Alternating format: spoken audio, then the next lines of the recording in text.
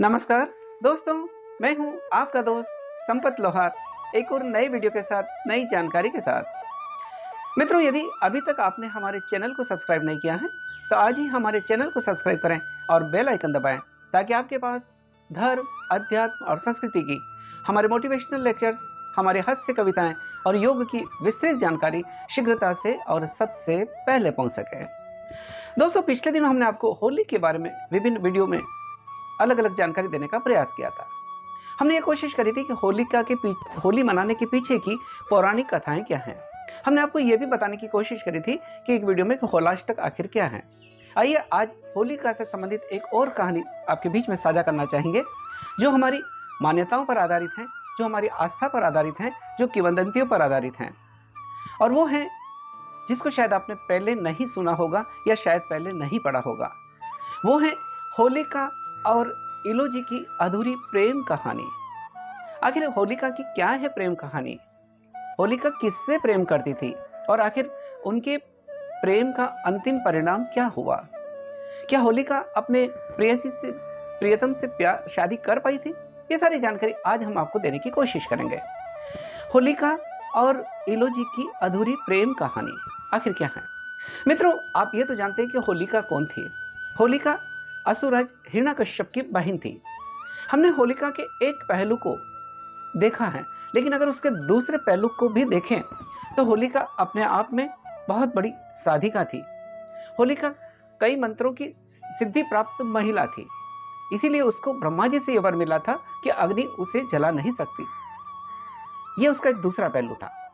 वही होलिका के जो प्रेमी थे इलोजी, जिनसे वो प्रेम करती थी, इलोजी हिरण्यकश्यप के राज्य के पास वाले राज्य के राजकुमार थे।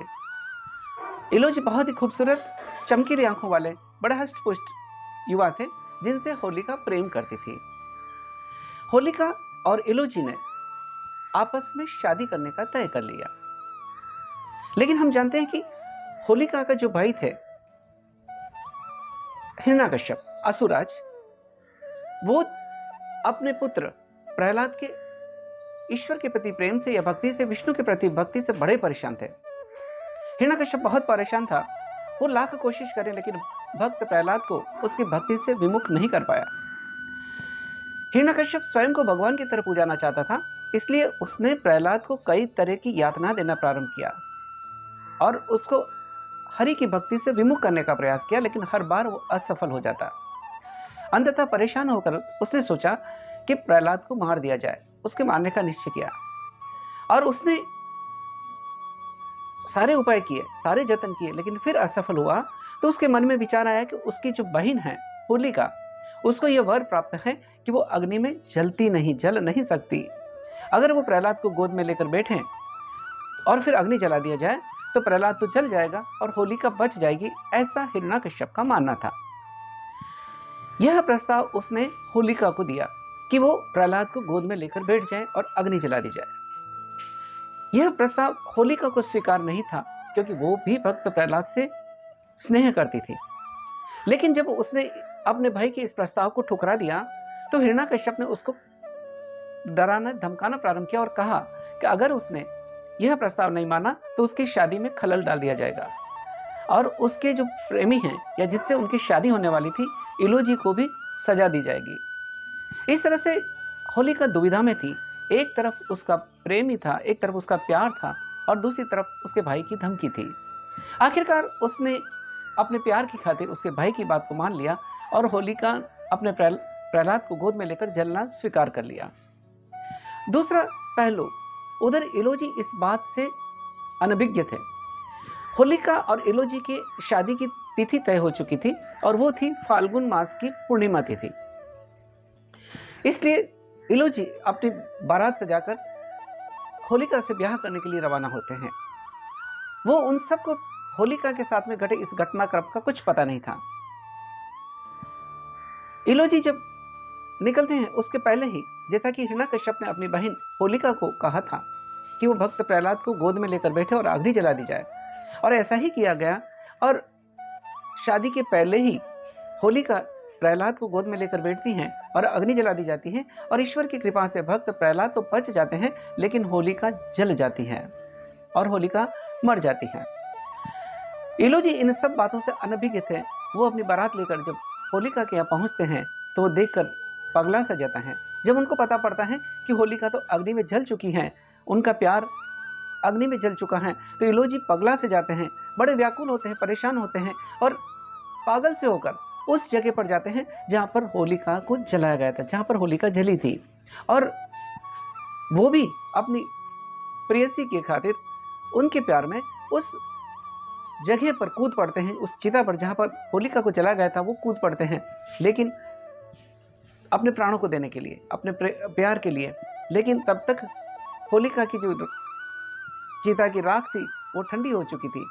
इलोजी अपने सारे कपड़े उतारकर उस चिता पर उस राख पर लौटने लगते हैं और उस राख को लोगों पर फेंकने लगते हैं। पगला से जाते हैं, वो परेशान से हो जाते हैं, व्याकुल से हो जाते हैं और उनकी मन स्थिति कुछ अजीब सी हो जाती है।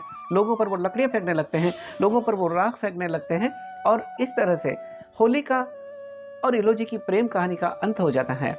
लेकिन इलोजी फिर भी आजीवन कुंवारे रहते हैं अपनी प्रेयसी की याद में। दोस्तों, यह कहानी हिमाचल प्रदेश में कई जगह प्रचलित है और इलोजी जिनके लोक देवता के रूप में आज पूजा जाता है। इलोजी जब बारात लेकर पहुंचे थे तो वो एकदम युवा थे, एक दूल्हे के वेश में थे। आज भी दूल्हे के वेश में ही उनकी पूजा की जाती है, जिनके सिर पर साफा बंधा है, चमकीली आंखें हैं, जिनके साफे के ऊपर कलंगी लगी हुई हैं और इस तरह से इलोजी को आज लोक देवता के रूप में पूजा जाता है। राजस्थान के कई शहरों में, गाँवों में आज भी इलोजी के मंदिर हैं या उनकी मूर्ति हैं। विशेषकर होली के दिनों में उनकी पूजा की जाती है। जो स्त्रियों को संतान सुख प्राप्त नहीं है वो संतान की कामना के साथ में इलोजी की पूजा करते हैं और पुरुष पौरुषत्व की प्राप्ति के लिए इलोजी की पूजा करते हैं। तो इलोजी आज लोक देवता के रूप में मान्य है, पूजा की जाती है। विशेषकर पश्चिमी राजस्थान में, मारवाड़ अंचल में और राजस्थान के कई शहरों और गाँवों में आज भी इलोजी की जगह जगह पर मूर्तियाँ हैं। तो ये थी दोस्तों होलिका और इलोजी की अधूरी प्रेम कहानी।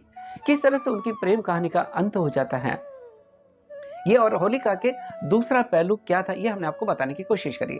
मित्रों, यदि आपको ये जानकारी रोचक लगी हो, यदि आपको ये जानकारी अच्छी लगी हो तो इसको ज़रूर लाइक करें, शेयर करें, कमेंट करें और अभी तक आपने हमारे चैनल को सब्सक्राइब नहीं किया है तो आज ही हमारे चैनल को सब्सक्राइब करें ताकि हम आपके पास में नई नई जानकारी देते रहें। और अगर आप भी कोई नई जानकारी इसी तरह की प्राप्त करना चाहते हैं तो कमेंट बॉक्स में ज़रूर लिखकर हमें अवगत कराएं ताकि हम आपके बीच में वो जानकारी साझा कर सकें। इसी के साथ आपके दोस्त संपत लोहार को इजाज़त दीजिए। जय हिंद, जय भारत।